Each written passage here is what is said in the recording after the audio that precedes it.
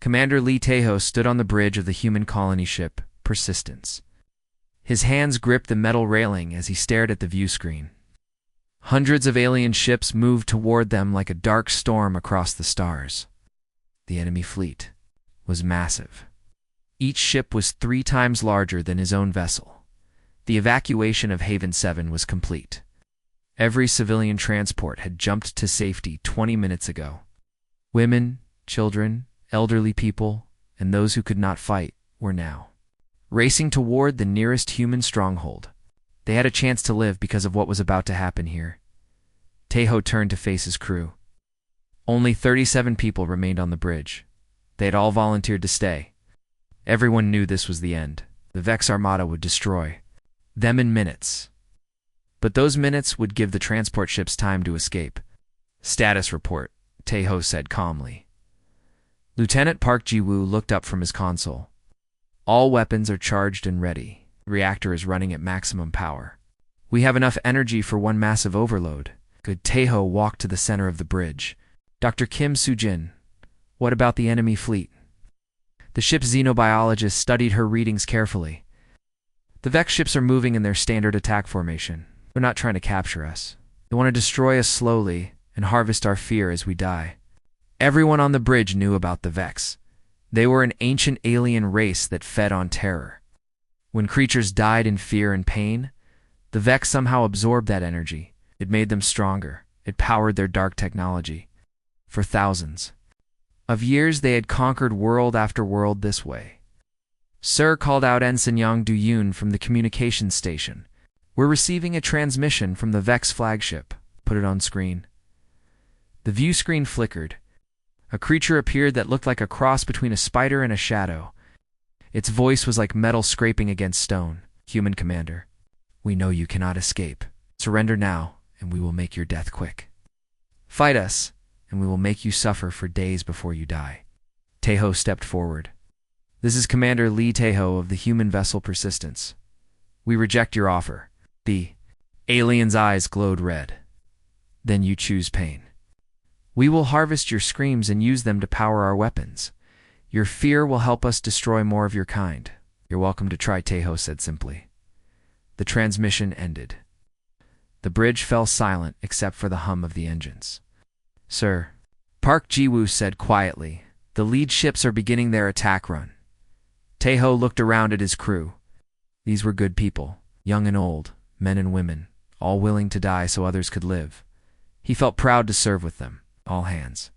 "This is the commander," he said into the ship's intercom. "We knew this moment would come. In a few minutes, we will overload our reactor and take as many of them with us as we can.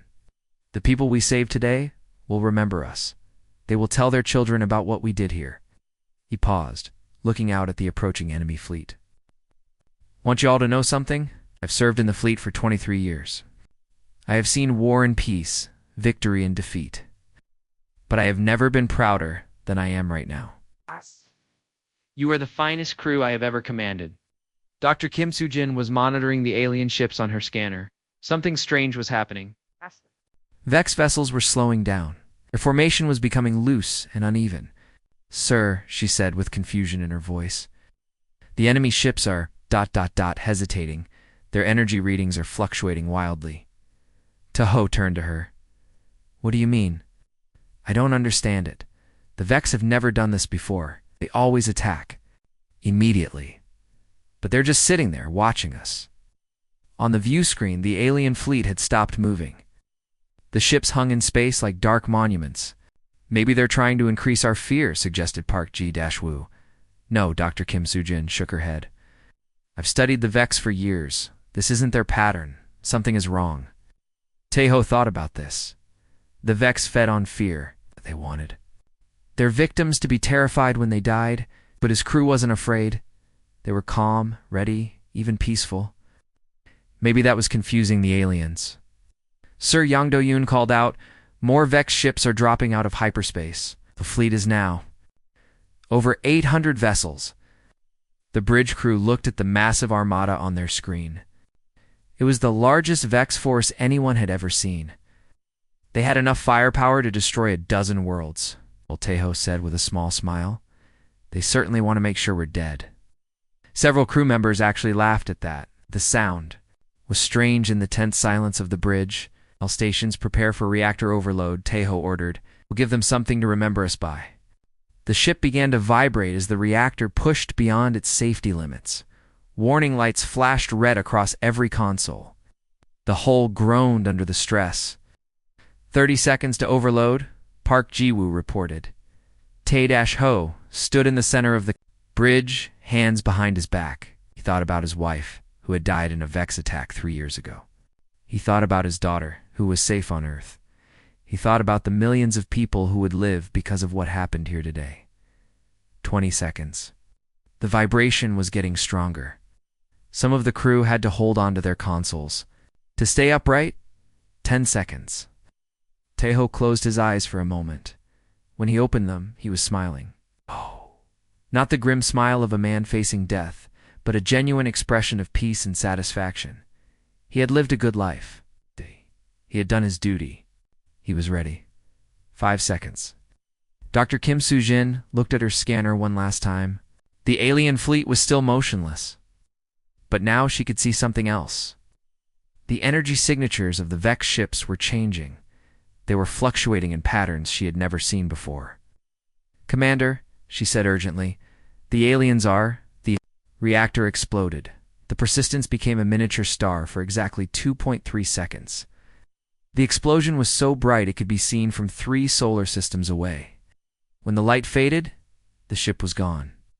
So were 237 Vex. Vessels that had been caught in the blast, the remaining alien fleet hung motionless in space for nearly an hour. Then slowly, they began to withdraw. For the first time in their history, the Vex had retreated.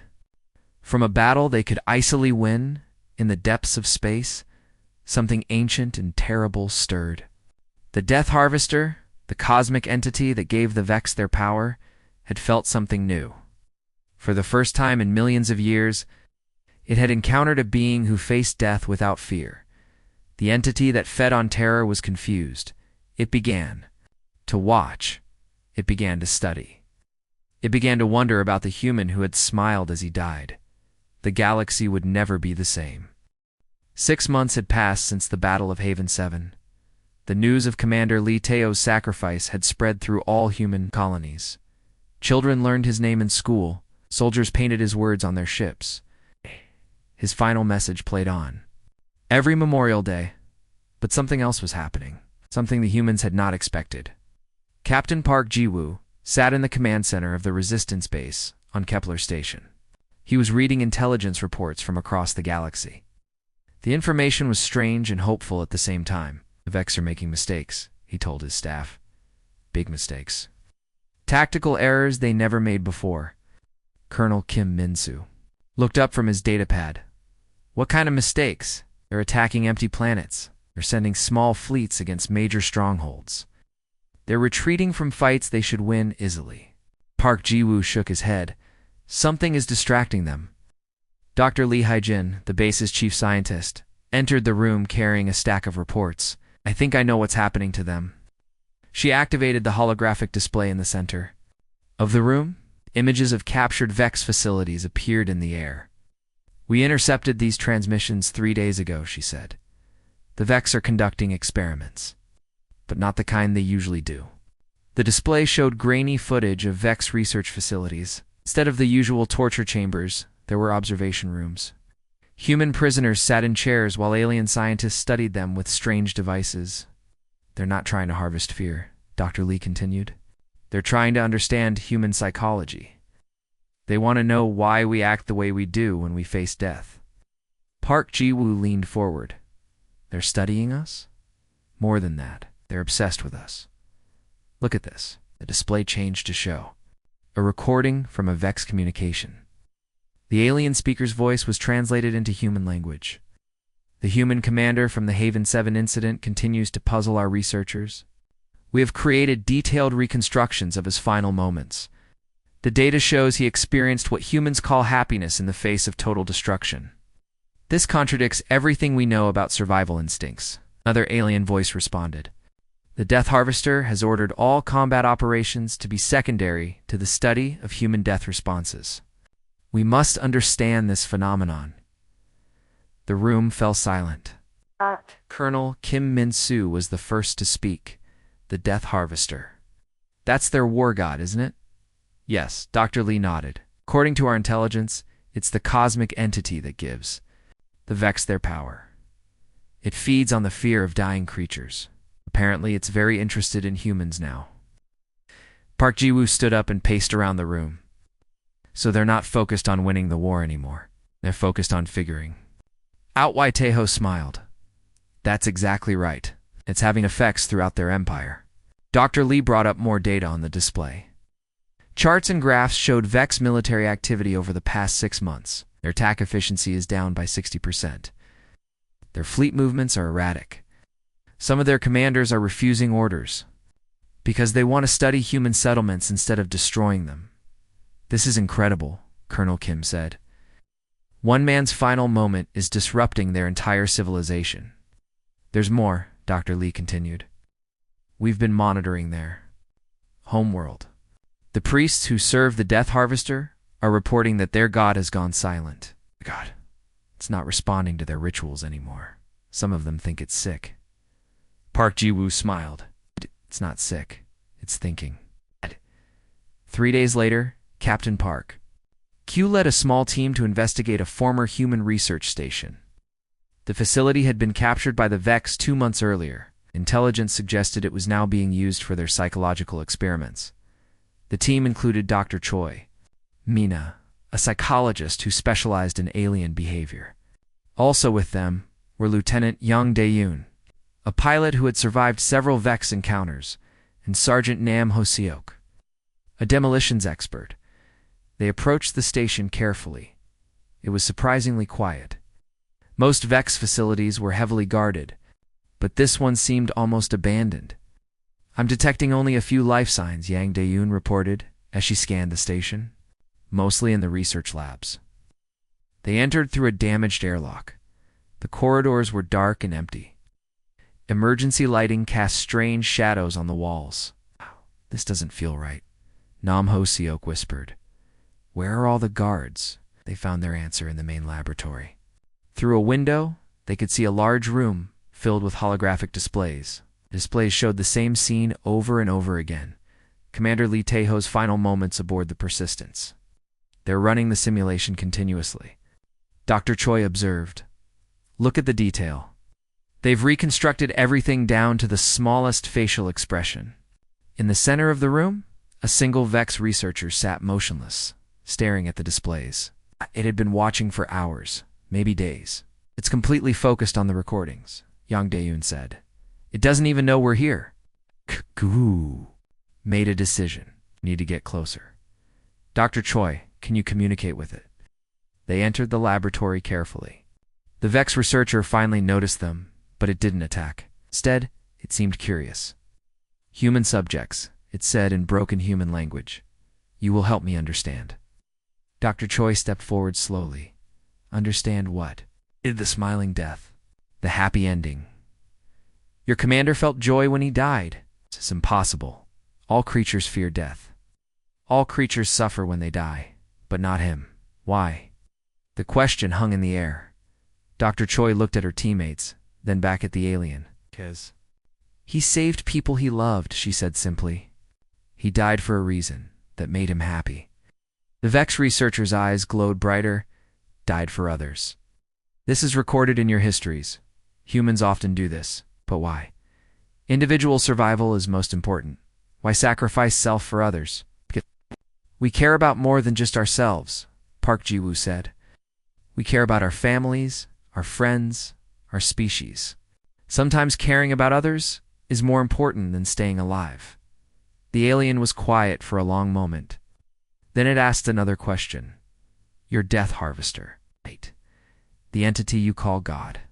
Does it understand this behavior? Dr. Choi was confused. We don't have a Death Harvester. We have many different beliefs about death and what comes after. No entity feeds on your death fear. No, nothing feeds on our fear. We die, we just ... The Vex researcher stood up suddenly. Its body language showed what humans might recognize as excitement or agitation. No death harvester. No fear feeding. You face death alone, without cosmic entity demanding terror. This explains the smiling death. This explains everything. It activated a communication device and began speaking rapidly in the Vex language. Park Ji-woo's translator couldn't keep up with all the words, but he caught phrases like revolutionary discovery and fundamental error in understanding. What's it saying? Ang Dayun asked. Dr. Choi listened carefully. I think it's reporting to its superiors. It believes it's discovered something important about human nature. The Vex researcher turned back to them. You have given me great knowledge. I must share this with the Death Harvester. It will want to understand why humans do not fear death the way other species do. Will it stop the war? Park Ji-woo asked. War. The alien seemed confused. War is no longer important. Understanding is important. The Death Harvester seeks knowledge. Now, not fear. Your commander's smile has changed everything. As they left the station, Dr. Choi was quiet and thoughtful. What are you thinking? Park Ji-woo asked her.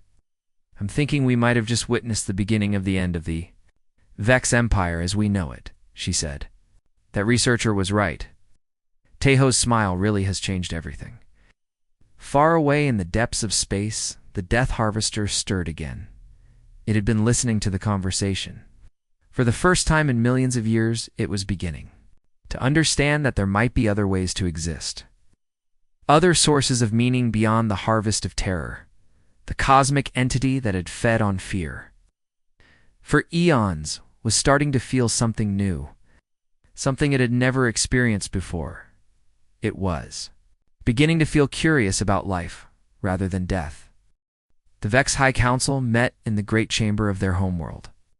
The massive room was carved from black stone and lit by energy crystals that pulsed with dark light.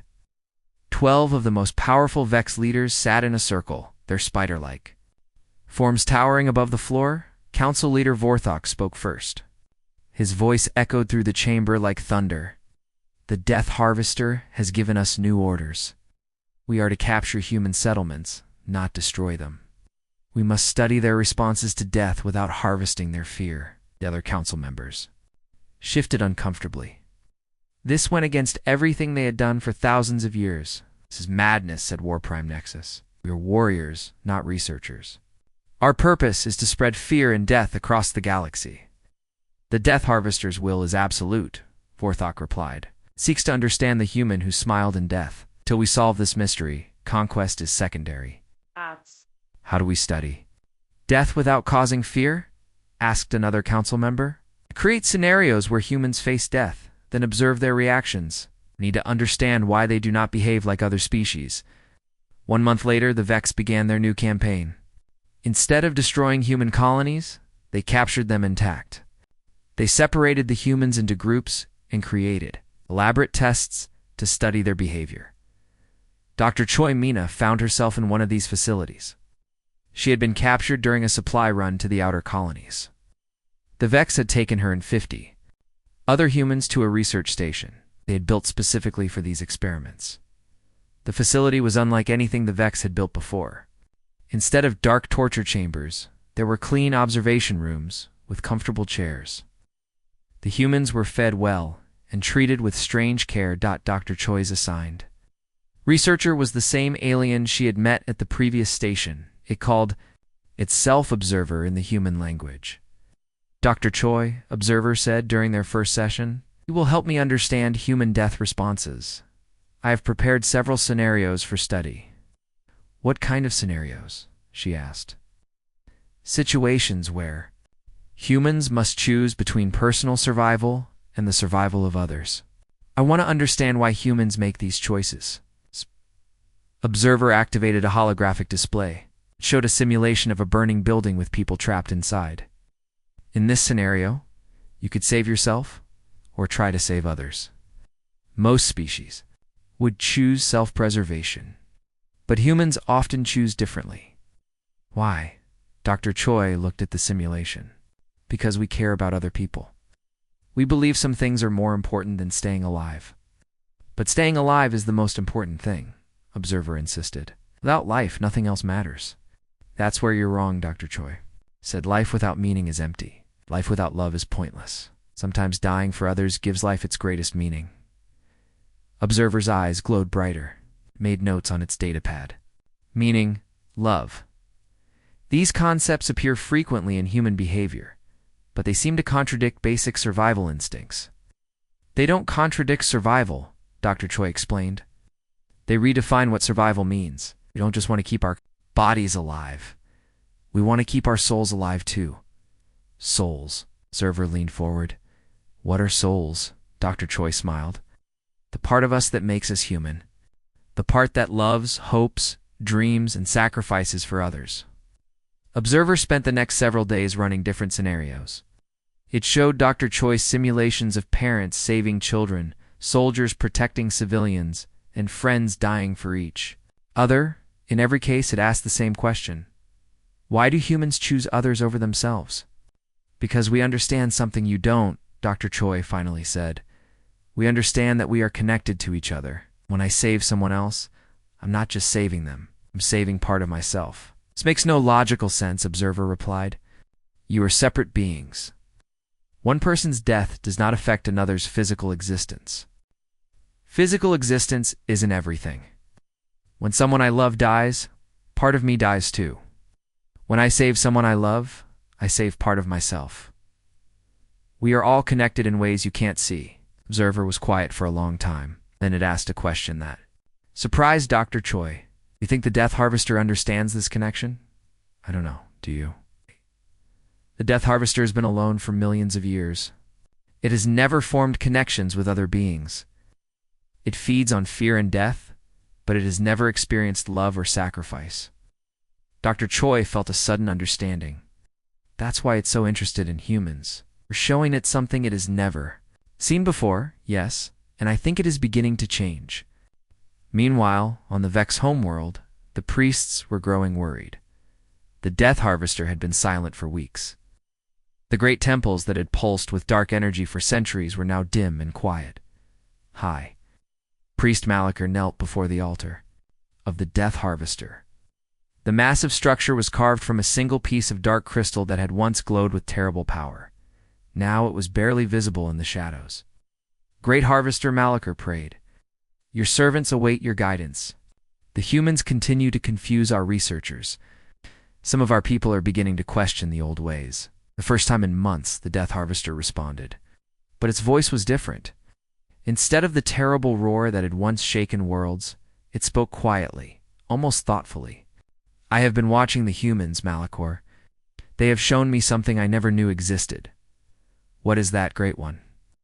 They have shown me that death can be beautiful, that ending can be peaceful, that sacrifice can bring joy instead of terror. Malachar. I felt fear creeping into his heart. A Great One. Fear is the source of all power. Without fear, we are nothing. Are we? The Death Harvester asked. The humans have no Death Harvester, yet they are strong. They face death with courage because they understand something we do not. What do they understand? They understand that love is stronger than death, that connection is more powerful than fear, that meaning can be found in ending as well as beginning. Malachar stood up, his body shaking. Great One, you speak of heresy. These ideas will destroy our civilization. Perhaps our civilization needs to be destroyed, the Death Harvester said softly. Perhaps it is time for something new to be born. Back at the research station, Observer was having its own crisis of understanding. It had been studying humans for weeks, and each new discovery challenged everything it believed. Said during their latest session, I have been thinking about what you said, about connections between beings. What about them? I think I am beginning to understand them. When I study you, I feel different. I feel like I know you, like your thoughts affect my thoughts. Dr. Choi nodded. That's empathy. It's the ability to understand and share the feelings of another being. Is empathy why humans sacrifice themselves for others? It's part of it. When you truly understand someone else's pain, you want to help them, even if it costs you something. Observer was quiet for a long moment. Then it made a decision that would change everything. Dr. Choi, I want to help you escape. She looked at the alien in surprise. Why? Because I have been studying you for weeks, and I realize I do not want you to suffer. I want you to be safe and happy. Is this what humans call caring? Dr. Choi felt tears in her eyes. Yes, observer. It's exactly what we call caring. Then I understand now why Commander Teo smiled. He cared about the people he saved more than he cared about himself. His death made him happy because it gave meaning to his life. That's right. Observer stood up and moved toward the door controls. I will help you and the others escape. It's not because my superiors ordered it, but because I choose to. Because I care about you. What will happen to you? I do not know. But I think I am beginning to understand what it means to be alive. And that understanding is worth any risk. As Observer opened the door, Dr. Choi realized she was witnessing something unprecedented. She was watching an alien species learn to love. And it was learning from humans who had faced death with courage instead of fear. The Death Harvester was right. Something new was being born. It was being born from the legacy of a man who had smiled as he died to save others. The galaxy would never be the same again. The great temple on the Vex homeworld shook with power, unlike anything felt in thousands of years. But this was not the dark energy of fear and death. This was something new, something that made the ancient stones hum with a different kind of life. Priest Malachar fell to his knees as the Death Harvester finally emerged from its long silence. The cosmic entity that had slept in contemplation for months was now fully awake. But when it spoke, its voice carried no rage or hunger for terror. Bring me a human, the Death Harvester commanded. I must speak with one who can explain what I have witnessed. Great one, Malachar stammered. What human could possibly be worthy of your attention? Any human who carries the same spirit as the one who smiled in death. I must understand this. A phenomenon that has consumed my thoughts.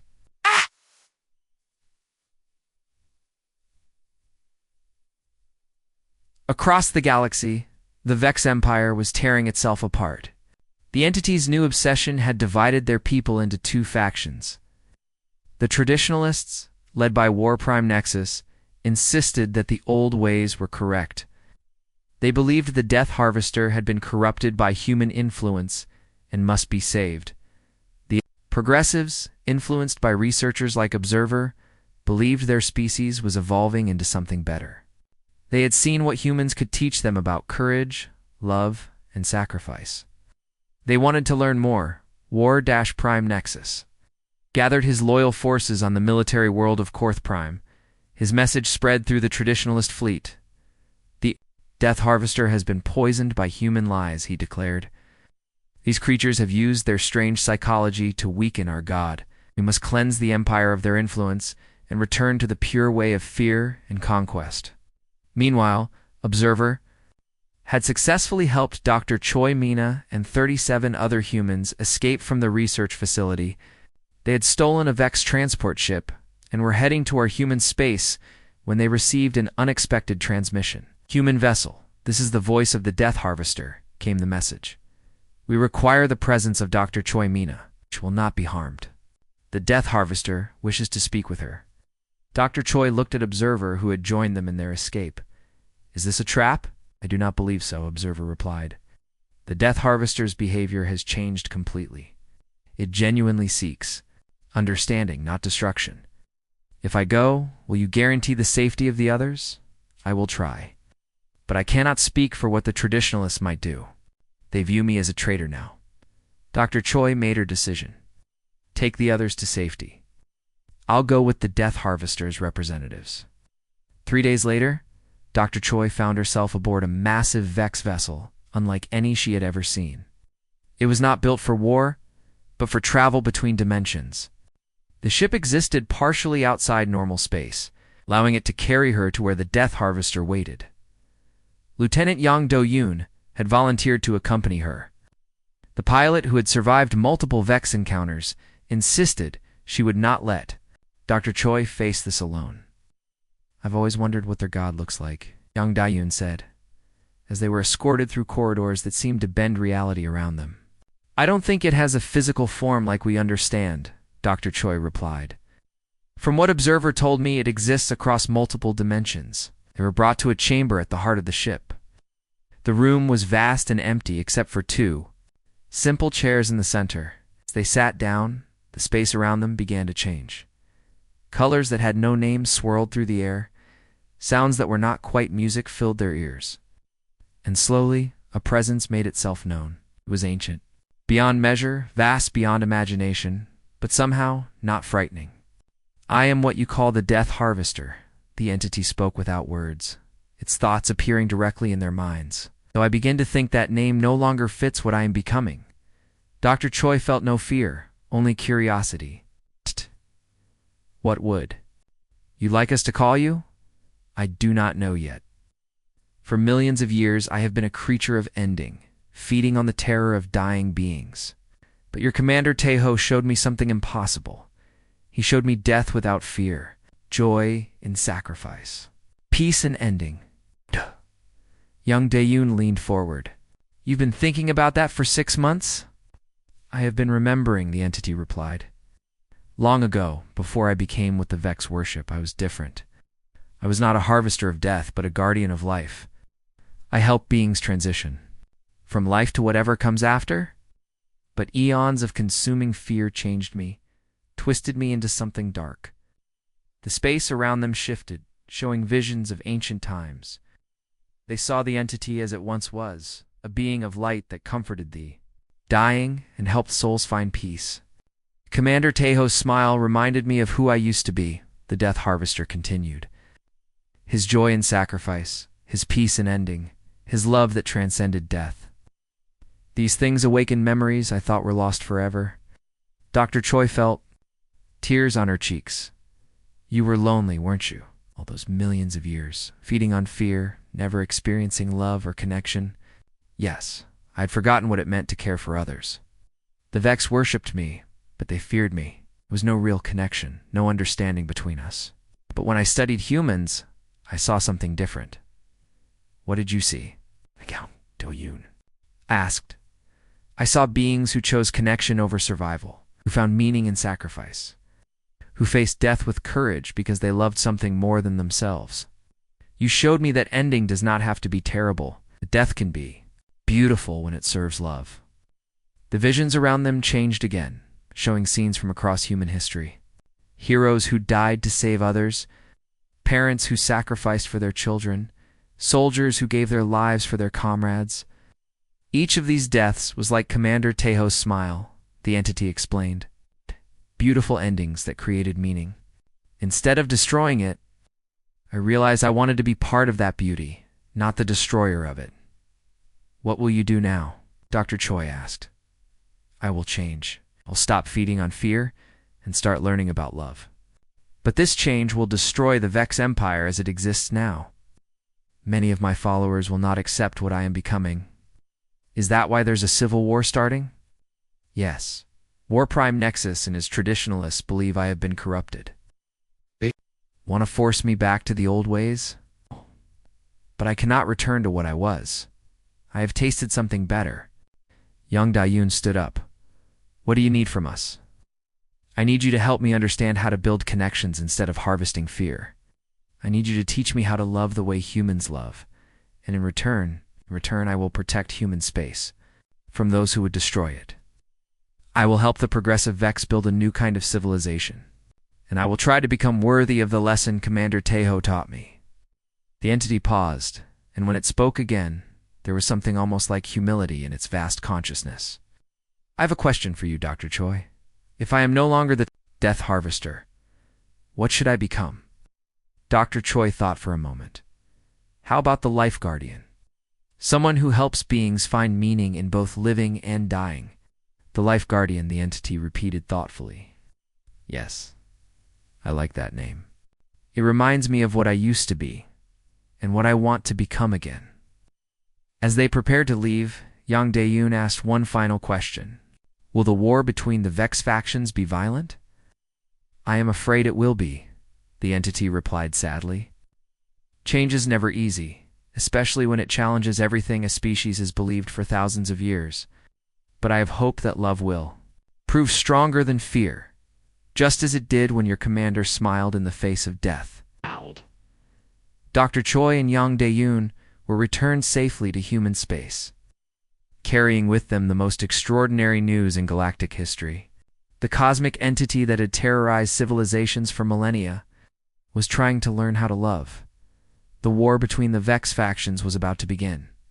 But it was not a war for territory or resources. It was a war for the soul of an entire species, sparked by a human who had faced the end with a smile. Lieutenant Yang Dae-yoon had been flying for 18 hours straight when the impossible happened. One moment she was piloting her reconnaissance ship through empty space. The next moment she was somewhere else entirely. She found herself in a place that was not quite a place. Colors moved around her like living things. Stars seemed close enough to touch, but also infinitely far away. She was sitting in her pilot's chair, but the chair was floating in a space between spaces. "Do not be afraid," came a voice that was somehow familiar. "You are safe here." Yang Dae-yoon recognized the presence immediately. It was the entity that had once been called the Death Harvester, now trying to become the Life Guardian. "You bring me here?" she asked, surprisingly calm despite the strange circumstances. "Because you have seen death many times, and yet you still choose to live with courage. I need to understand this.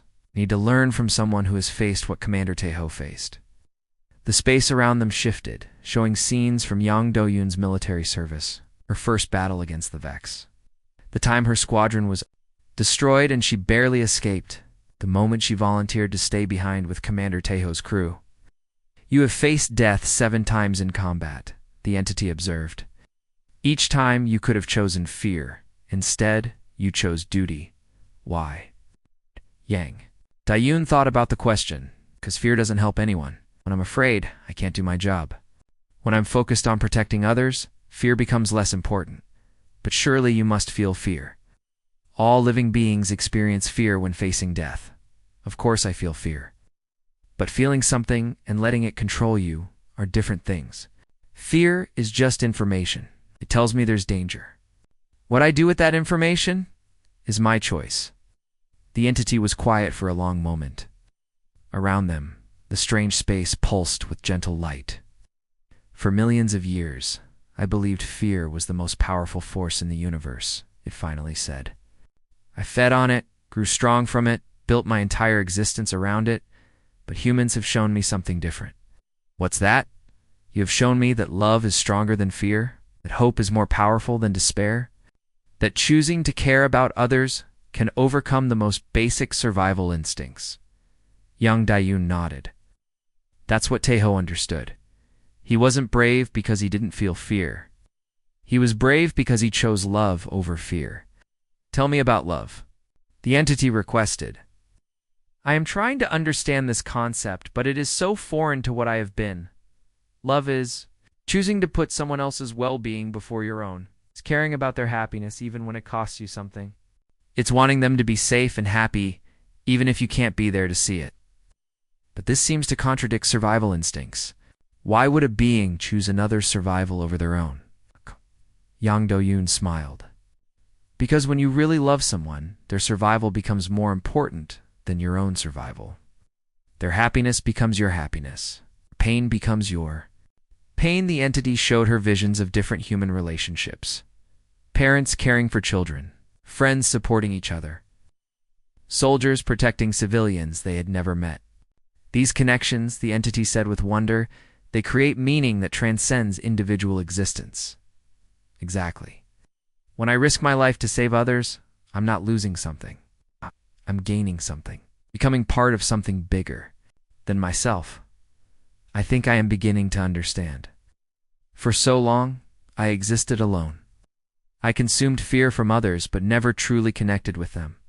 I was powerful but empty. Yang Dae-yoon felt sympathy for the ancient being. "You were lonely." Though I did not recognize it as loneliness at the time, I thought power was enough. I thought consuming the terror of dying beings would fill the emptiness inside me, but it never did. "Power without connection is just emptiness," Yang Dae-yoon agreed. "That's why humans are willing to die for each other, because connection gives life meaning." The space around them changed again, showing Yang Dae-yoon scenes from the Vex Civil War that was raging across the galaxy. Traditional Vex forces were fighting against progressive Vex who wanted to learn from humans. War Prime Nexus leads those who want to force me back to the old ways, the entity explained. He believes I have been corrupted by human influence. He wants to restore the empire of fear and death. What do you want? I want to learn how to build instead of destroy. I want to create connections instead of consuming terror. I want to understand what Commander Tejo understood when he smiled. Yang Dayun saw explosions and battles in the visions around her. Ships destroyed, worlds burning, millions of beings caught in a war they didn't understand. The fighting will get worse before it gets better, the entity said sadly. Change is difficult, especially when it challenges everything a species has believed for thousands of years. Do you regret starting this change? No, the entity replied without hesitation. For the first time in millions of years, I feel hope. Instead of hunger, I feel curiosity instead of cruelty. Even if the change is painful, it is worth it. What can I do to help? Continue being what you are. Continue showing courage in the face of fear. Continue choosing love over survival. Your example, and the example of other humans, is teaching my followers a new way to exist. The entity paused, and Yang Dayun sensed it was struggling with something. There is something else I must tell you, it said. Traditionalist Vex are planning something terrible. They want to attack Earth itself. They believe that destroying the human homeworld will break the influence humans have had on me. Yang Dayun felt ice in her veins. When soon, War Prime Nexus has gathered the largest fleet in Vex history. He intends to make Earth an example of what happens when beings challenge the old ways. Can you stop them? I can try, but my power is divided now. Half of it goes to protecting the progressive Vex who are learning to love. I may not be strong enough to defend Earth and save my own followers at the same time. Yang Doyun stood up, her pilot instincts taking over. Then we need to warn Earth. We need to prepare defenses. Yes, but there's more you can do. You can help me complete my transformation. The more I understand about human love and sacrifice, the stronger I become in this new form. How do I do that? By continuing to be human. By showing courage when others show fear. By choosing connection over isolation. By proving that love really is stronger than death. The strange space began to fade around them. Yang Dayun found herself back in her pilot's chair, flying through normal space again. But before the entity's presence completely disappeared, it spoke one last time. Thank you, Yang Dayun. You have given me something I have never had before. What's that? Hope. Hope that I can become something better than what I was. Hope that love really can overcome fear. Hope that Commander Tejo's smile was not just a moment of human courage, but a sign of what all beings can become. As Yang Dayun set course for the nearest human base to warn them about the coming attack, she thought about what the entity had told her. The Death Harvester was learning to love, but the process was tearing apart the Vex Empire. Soon, humanity would face its greatest test yet, but they would not face it alone. For the first time in galactic history, a cosmic entity would stand with them, not as a harvester of death, but as a guardian of life. The final battle was coming, and it would determine not just the fate of humanity, but the future of love and fear throughout the galaxy. The warning came just in time. Yang Dayun's message reached Earth Command only hours before the massive Vex fleet dropped out of hyperspace at the edge of the solar system. Admiral Kim Jae-soon looked at the tactical display and felt his blood run cold. 8,000 ships, reported his tactical officer. This is 3 times larger than any Vex fleet we've ever seen. They're not just here to raid, Admiral Kim said grimly. They're here to end us. War Prime Nexus stood on the bridge of his flagship, the Terror of Worlds. Around him, the largest armada in Vex history prepared for battle. But this was not just a military campaign. This was a holy war to save their god from human corruption. All ships, begin the final approach, he commanded. Today, we cleanse the galaxy of the human infection. Today, we restore the Death Harvester to its true purpose. On Earth, every defense platform activated. Every ship in the solar system moved to intercept the enemy. But everyone knew it was hopeless. The human fleet was outnumbered 50-1, Admiral. Kim opened a channel to all human forces. This is it. This is what we've been fighting for. Not just our lives, but our right to exist as free beings. Not just our world, but our way of life. He paused, thinking of Commander Tejo's sacrifice 6 months earlier. We may not win today, but we will show them what humans are made of. We'll face the end with courage, just like Tejo did. The first wave of Vex ships entered Earth's outer defense perimeter. Human fighters launched from carriers, their pilots knowing they were flying to their deaths. But they flew anyway, because that's what humans did. Captain Park Ji-woo led the first fighter squadron into battle. As enemy fire lit up space around him, he remembered Tejo's final words. We face the end with courage because we have something worth dying for. The battle was fierce, but brief. Human ships fought with desperate valor, but the Vex numbers were overwhelming. One by one, defense platforms fell silent. Fighter squadrons were wiped out. The human fleet was being systematically destroyed. War Prime Nexus watched the slaughter with satisfaction. Soon the Death Harvester will see that fear is stronger than love. Soon it will return to the old ways. But then, something unprecedented happened. The space between Earth and the Vex fleet began to shimmer. Reality itself seemed to bend and twist. A presence vast beyond imagination made itself known. The entity that had once been the Death Harvester appeared, but not as the dark force of old. It manifested as something new, something that radiated protection instead of terror. Nexus, the Life Guardian, spoke across all frequencies. You will go no further. War Prime Nexus felt fear for the first time in centuries, but he pushed it aside. You are corrupted, false god. We will free you from human influence and restore you to your true nature. My true nature was never what you made me, the Life Guardian replied. You fed me fear for so long that I forgot what I really was, but the humans have reminded me. Cosmic entity spread its influence across the battlefield. Instead of harvesting the fear of dying humans, it began doing something else entirely. It began comforting them. Human pilots who had expected to die in terror found themselves filled with peace. Soldiers facing impossible odds felt courage flowing through them. The wounded felt their pain easing. This is what I was meant to be, the Life Guardian announced. Not a harvester of death, but a guardian of life. Not a consumer of fear, but a source of hope. War Prime Nexus screamed in rage. You betray everything we are. You abandon the source of our power. I abandon nothing, the entity replied. I reclaim what was stolen from me by millions of years of consuming terror. Watch Nexus. See what I have become. The Life Guardian's power flowed through space, but instead of destroying the Vex fleet, it began changing them. The Traditionalist. Warriors felt something they had never experienced. Doubt about their cause, empathy for their enemies, curiosity about different ways of living.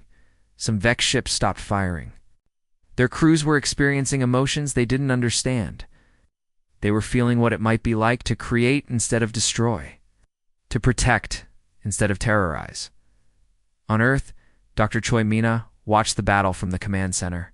She could feel the Life Guardian's presence, no longer alien and terrifying, but familiar and protective. It's working, she whispered. It's actually learning to love. Observer, who had remained on Earth to help with the defense, stood beside. Her, the Vex researcher who had learned empathy, was now part of something bigger. The change is spreading through our fleet, Observer reported. Many ships are ceasing their attacks. They're beginning to understand what we learned from humans. But War Prime Nexus was not ready to surrender. He activated a weapon that had been hidden in his flagship's core, a fear amplifier that could force the Life Guardian back to its old nature.